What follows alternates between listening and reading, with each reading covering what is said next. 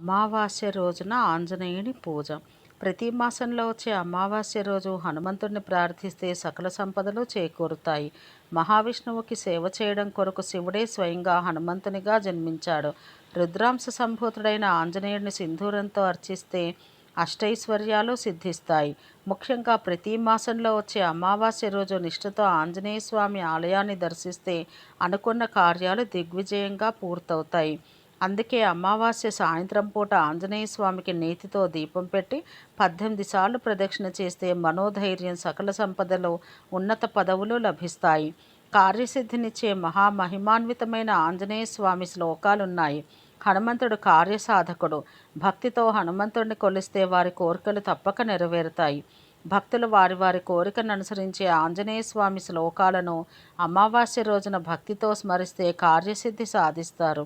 విద్యాప్రాప్తికి పూజ్యాయ వాయుపుత్రాయ వాగ్దోష వినాశన సకల విద్యాం కురుమే దేవ రామదూత నమోస్తుతే అని, ఉద్యోగ ప్రాప్తికి హనుమాన్ సర్వధర్మజ్ఞ సర్వపీడా వినాశినే ఉద్యోగ ప్రాప్త సిద్ధ్యర్థం శివరూప నమోస్తుతే అని, కార్యసాధనకు అసాధ్య సాధక స్వామిన్ అసాధ్యం తమకిం వద రామదూత కృపాసింధో మమ కార్యం సాధయ ప్రభో అని, గ్రహదోష నివారణకు మర్కటేశ మహోత్సాహ సర్వగ్రహ నివారణ శత్రున్ సంహార మాం రక్షశ్రియం దాపయాం ప్రభో అని, ఆరోగ్యానికి ఆయు ప్రజ్ఞ యశోలక్ష్మి శ్రద్ధ పుత్ర సుశీలత ఆరోగ్యం దేహ సౌఖ్యం చ కపినాథ నమోస్తుతే అని, సంతాన ప్రాప్తికి పూజ్యాయ ఆంజనేయ గర్భదోషాపహారిత్ సంతానం కురుమే దేవ రామదూత నమోస్తుతే అని, వ్యాపార అభివృద్ధికి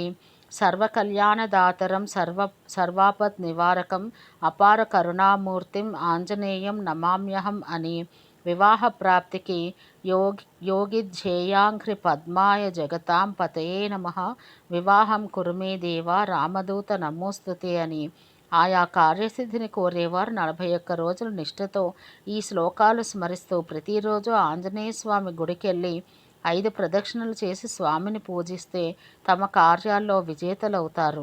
సీతమ్మ ఆంజనేయ స్వామికి ఉపదేశించిన కార్యసిద్ధి మంత్రముంది. సుందరకాండలో హనుమంతుడు సీతను వెతుక్కుంటూ సముద్రాలు దాటి లంకలో ప్రవేశించి అశోకవనంలో ఉన్న సీతమ్మను దర్శించిన సందర్భంలో శోకంలో ఉన్న సీతాదేవి హనుమంతుడికి ఒక కార్యసిద్ధి మంత్రాన్ని ఉపదేశించింది. ఆ మంత్రం ఇదే: త్వమస్మిన్ కార్యనిర్యోగే ప్రమాణం హరిసత్తమ హనుమాన్ యత్నమాస్థాయ దుఃఖక్షయ కరోభవ.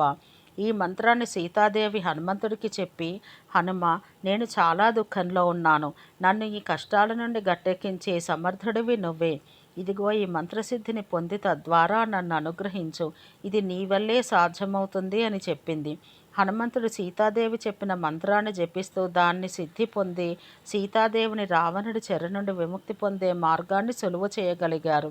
సీతమ్మ చెప్పిన ఈ మంత్రాన్ని పఠిస్తే కార్యసిద్ధి కలుగుతుంది, దుఃఖాలు తొలగిపోతాయి.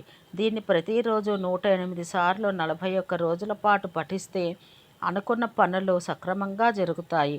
అన్ని విధాలా విజయం కలుగుతుంది. సర్వే జనా సుఖినో భవంతు.